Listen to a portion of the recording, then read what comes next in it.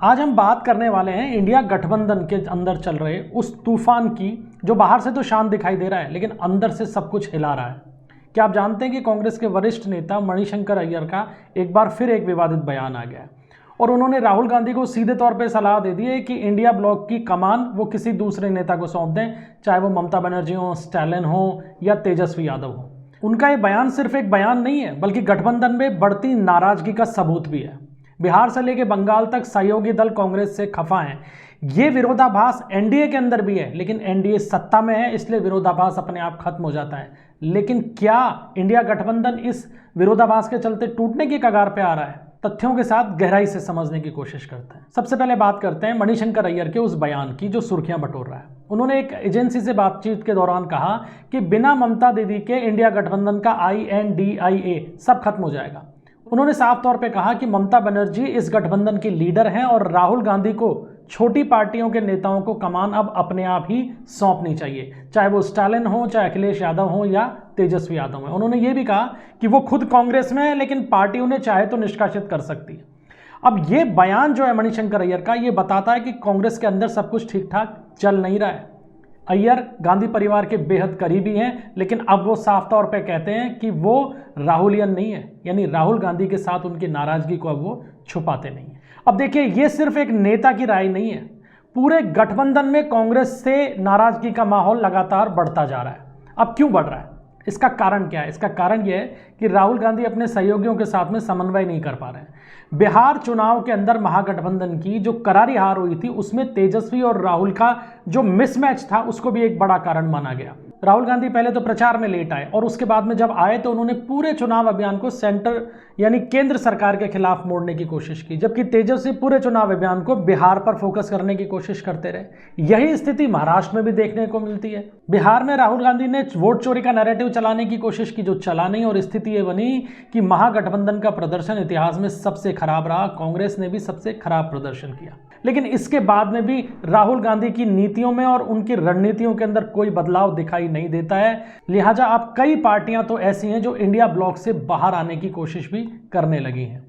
अब ये बिहार तक समस्या सीमित नहीं है। महाराष्ट्र में देखिए आप, वहां शिवसेना UBT जो है उसके साथ राहुल गांधी की पुरानी अनबन है। उद्धव ठाकरे ने हाल ही में पूछ भी लिया था कि क्या इंडिया ब्लॉक अभी भी जिंदा है। उनका जो ये सवाल था ये बहुत गहरा है, यानी वो ये कहना चाहते हैं कि सिर्फ बातों में यानी ऊपरी हवा के अंदर इंडिया ब्लॉक चल रहा है, धरातल पे कुछ भी नहीं है। और यही कारण है कि जो कभी राहुल गांधी के नजदीक समझे जाते थे वो खुद उनकी लीडरशिप के ऊपर सवाल उठा रहे हैं।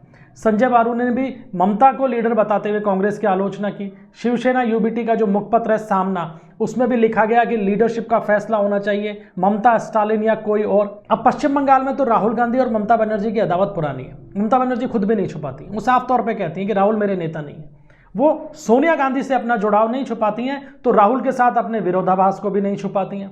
अब स्थिति यह है कि उन्होंने कांग्रेस को भाव देना बंद कर दिया। तो अब ये जो विधानसभा चुनाव आ रहे हैं इसमें भी कांग्रेस लगातार ये संकेत दे रही है कि वो अकेले चुनाव लड़ेगी।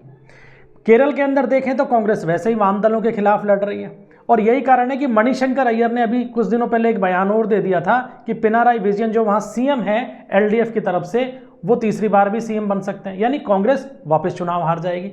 तो कुल मिलाकर कांग्रेस को अंदर से और अपने सहयोगियों से लगातार दबाव झेलना पड़ रहा है। और इसका कारण क्या है, अब इसको समझने की कोशिश करें।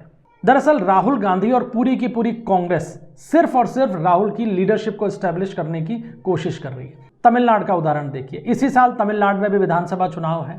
अब कांग्रेस की लोकल लीडरशिप ये कह रही है कि या तो हमें 40 से ज्यादा सीटें दी जाएं और सत्ता आने पे मंत्री पद भी दिया जाए, नहीं तो हम गठबंधन तोड़ के एक्टर विजय की जो पार्टी है टीवी के, उसके साथ गठबंधन कर सकते हैं। राहुल गांधी कह रहे नहीं, गठबंधन DMK के साथ में ही रहेगा। क्या आपको लगता है कि बिना राहुल गांधी की शहके या उनकी सहमति के जो लोकल यूनिट है तमिलनाडु की, वो DMK के खिलाफ बयान दे सकती है? नहीं दे सकती। और DMK ये समझ रही है कि इस बार ब्लैकमेलिंग की राजनीति कांग्रेस की तरफ से चल रही है क्योंकि माहौल DMK के खिलाफ है और यही कारण है कि DMK भी अपने आप को असहज महसूस कर रही है।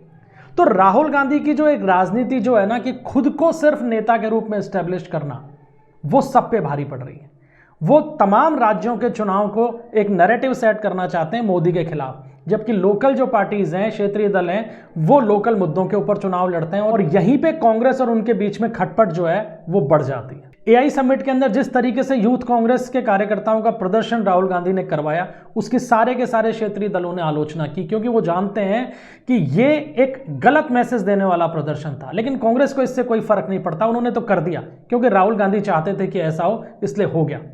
अब राहुल गांधी ये नहीं समझ पा रहे हैं कि इससे कांग्रेस को नुकसान हो रहा है, लेकिन क्षेत्रीय दल और बाकी दल ये समझ रहे हैं कि इससे हमको नुकसान हो रहा है। और यही कारण है कि जब भी विधानसभा चुनाव का दौर शुरू होता है, 2 या 3 बड़े राज्यों में चुनाव की बात शुरू होती है, उसके साथ साथ ये चर्चा भी जोर पकड़ने लग जाती है कि इंडिया गठबंधन के दल अलग हो सकते हैं। लेकिन ये अलग इसलिए नहीं हो रहे हैं, ये फेविकोल का मजबूत जोड़ सिर्फ इसलिए बने हुए हैं क्योंकि केंद्र की सत्ता में इस समय एनडीए यानी नरेंद्र मोदी की सरकार चल रही है।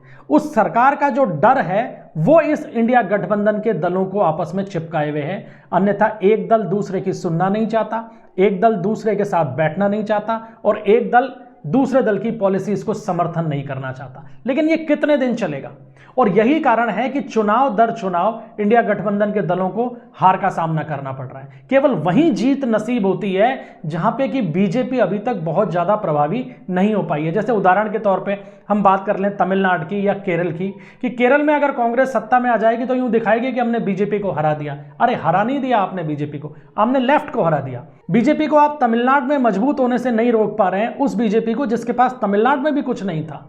यानी कांग्रेस बीजेपी का कुछ नहीं कर पा रही है और बीजेपी के खिलाफ रणनीति बनाने में जो फेल हो रही है, इसका खामियाजा सहयोगी दलों को भी उठाना पड़ रहा है। और फिर सवाल वही घूम फिर कर आता है कि इंडिया ब्लॉक के जो तमाम दल हैं वो कांग्रेस मुक्त इंडिया ब्लॉक की भी परिकल्पना को दिमाग में बैठाने लगे हैं। तो दोस्तों, क्या इंडिया गठबंधन का ये संकट गहराएगा?